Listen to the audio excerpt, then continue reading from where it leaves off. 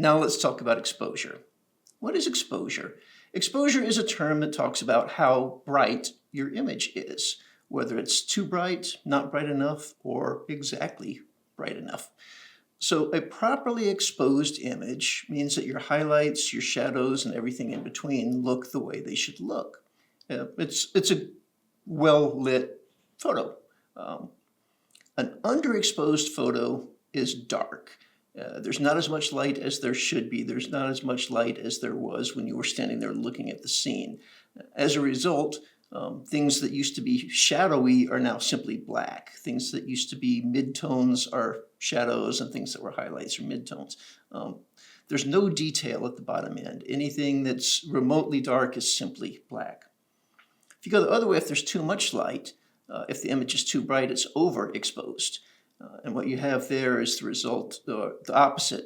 All of your highlights are gone. So if you were taking a picture of the sky, what used to be fluffy white clouds are now just big, shapeless, detailless blobs of white. So a properly exposed image is what we're looking for.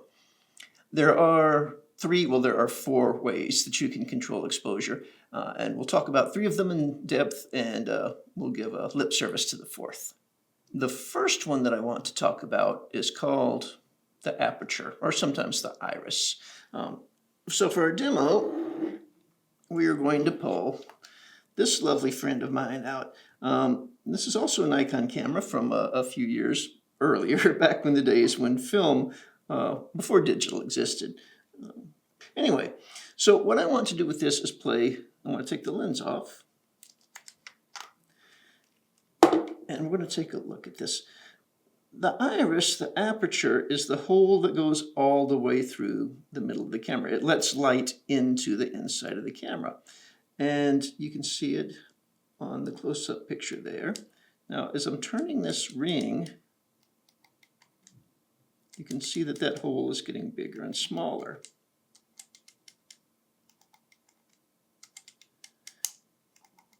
And you can imagine inside the camera, as that hole gets bigger and smaller, either more light comes through or less light comes through. The bigger that hole is, the more light is coming through, and the brighter the picture will be. The smaller that hole is, and you can see it gets pretty small there, the less light will come through, the darker the picture will be. And where that hole needs to be, the size of that hole depends on a number of things. How bright your scene is, what the sensitivity of the camera is set for, things we haven't talked about yet. But clearly, if I was shooting outside on a bright sunny day, I might want to have a very, very small hole. And if I was shooting inside in a very dark room, I might have a very large hole. And again, that hole, you can call it the aperture or the iris. Technically, it's the aperture. The iris is the part around it, but don't worry about that.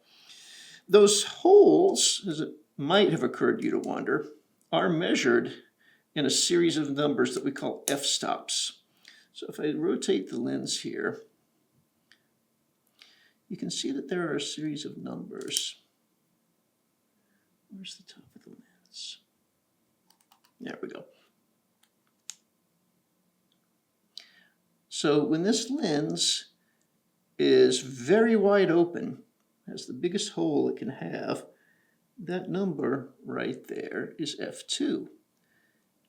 And then as I turn this, it goes to f2.8, 4, 5.6, 8, 11, 16.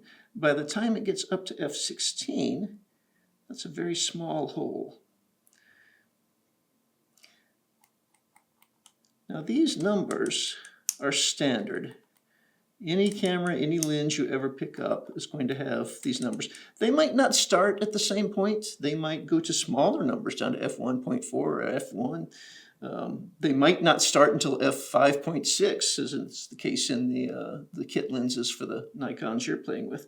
And they might go past f16 on the small end. They might go up to f22, maybe even f32. But the idea is important that what those numbers control is the size of that hole. Now these particular numbers, 1.42, 2.84, 5.6, 8, 11, 16, 22, they're standard numbers. They're standard f-stops. And if you look on this lens, if you look on old lenses like this, those are the numbers you will see. What you'll discover as you start playing with the camera is that there are numbers in between those numbers. And that's kind of cheating if you ask me. But you can do 1/3 stop increments on these Nikons. You don't necessarily have to memorize the 1/3 stop increments, but knowing these numbers, 1.42, 2.8, 4, 5.6, 8, 11, 16, is good. It's a good thing to know. I'm not going to test you on them, but being able to move around in your head through these numbers is going to come in very handy later in the semester, and I'll tell you why at the time.